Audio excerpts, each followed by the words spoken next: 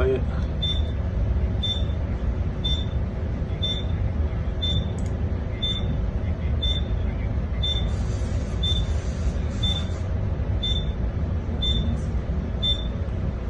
So, a Tesla Cybertruck blows up in front of a Trump hotel in Las Vegas as people ring in the new year that'll bring a Trump-Musk administration.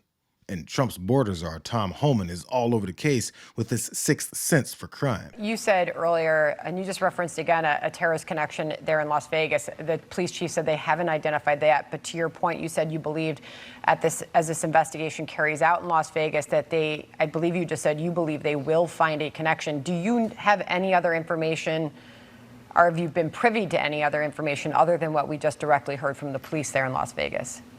No, I don't. This is a gut feeling. I've done this for 3.5 decades. I just think there's too many similarities, too much coincidence. I think something down the road they're going to show there's some sort of connection, whether it's they got, you know, whether it's some same network or where they got the tools to pull these terrorist attacks off. I just feel like there's going to be something down the road, and I could be wrong. It's just a gut feeling I have.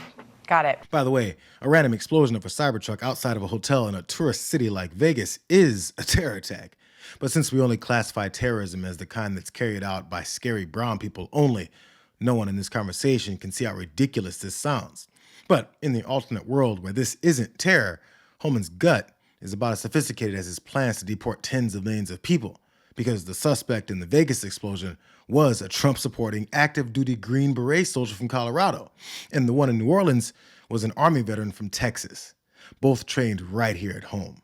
But Tom Homan's gut can't let facts get in the way of his main objective. I would like to highlight a couple of things that the teams found inside of the Cybertruck that are useful to the investigation. And that, first and foremost, is a military identification. We also found a passport. We found a Desert Eagle 50 caliber semi-automatic pistol. And if you'll notice on a lot of these guns that we're going to talk about here, they're almost just burnt beyond recognition as well. There's a SLR model B30 semi-automatic firearm, number of fireworks that were still in the vehicle that had to be removed.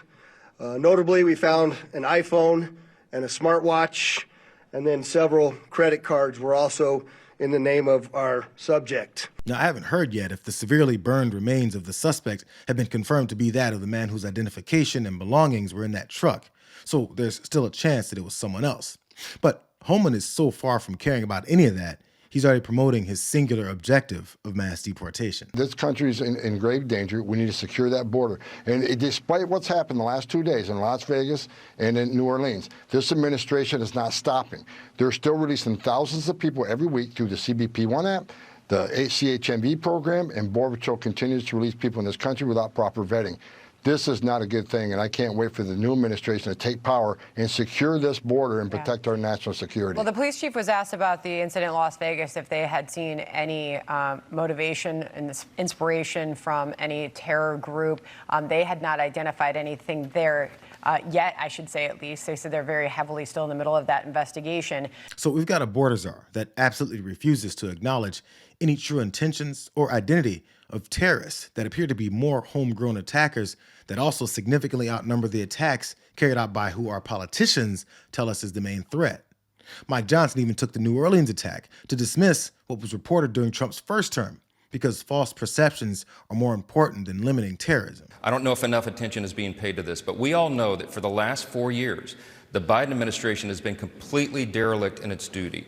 The congressional Republicans, we here in the House and the Senate, have repeatedly asked the DHS under the Biden administration about the correlation, the obvious concern about terrorism and the wide open border. The idea that dangerous people were coming here in droves and setting up potentially terrorist cells around the country. We have been ringing the alarms. We impeached DHS Secretary Mayorkas in the House over that very issue and others related to it. So this is a big concern. They told us, Lawrence, for 4 years that the #1 threat was so-called racially motivated extremism. It was nonsense. This is the thing that we were all concerned about. This is why we raised the alarms. This is why we passed H.R. 2, the strongest border security act ever passed by Congress.